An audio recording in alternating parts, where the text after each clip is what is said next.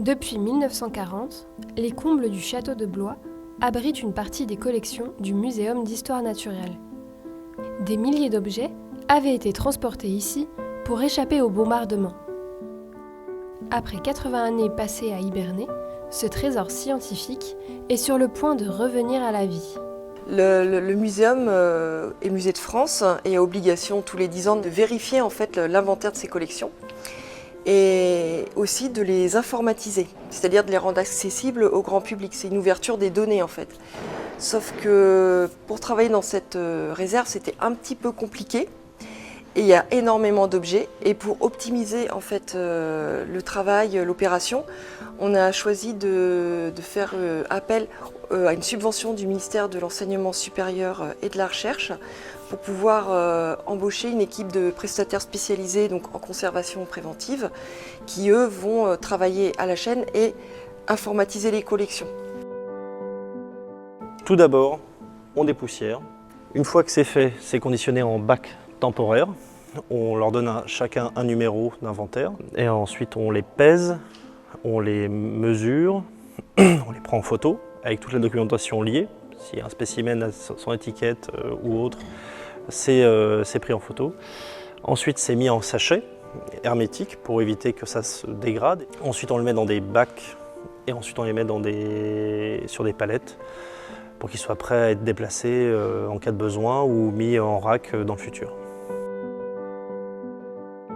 Alors, les données collectées sont enregistrées sur une base de données, donc pour l'instant sur serveur interne à la ville de Blois. Petit à petit, elles vont être versées sur une base de données vraiment plus complète, vraiment spécifique gestion de collection, qui elle pourra être rendue publique.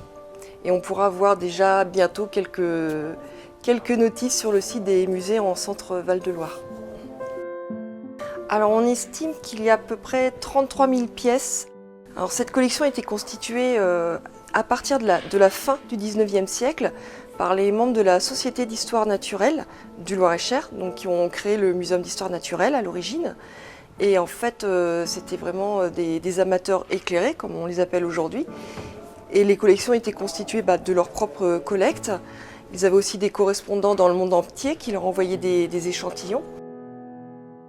Il y a des ensembles qui sont très intéressants. Là, on sent qu'il y a eu un gros travail de fait, qu'il y a eu beaucoup de tri, d'études, que ce soit sur les coquillages, sur les fossiles, sur les coraux. Il y a une collection d'éponges qui est magnifique, d'éponges actuelles.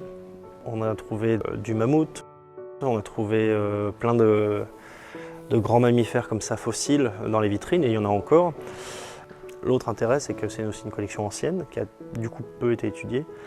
Donc, on peut refaire aussi une histoire des sciences. Là, on a relevé plusieurs noms de grands collectionneurs sur les fonds, des collections qui étaient aussi vendues par des comptoirs d'histoire naturelle, comme Dérolle, qui est encore ouvert à Paris actuellement. Il y a une histoire des sciences et de l'histoire naturelle qui est bien mise en avant et qui va pouvoir être valorisée également. Là, on redonne vie aux collections. C'est pas juste des collections dans des tiroirs ou dans des boîtes, c'est vraiment des collections qui sont accessibles. Voilà, parce que sinon, ça sert à rien de garder pour garder. Ce qu'il faut, c'est qu'on sache ce qu'on a et comment elles peuvent être utiles à la science, donc servir à la découverte scientifique, mais aussi à l'émerveillement du public. Parce que quand le public découvre, il a envie de protéger tout ce qui est nature.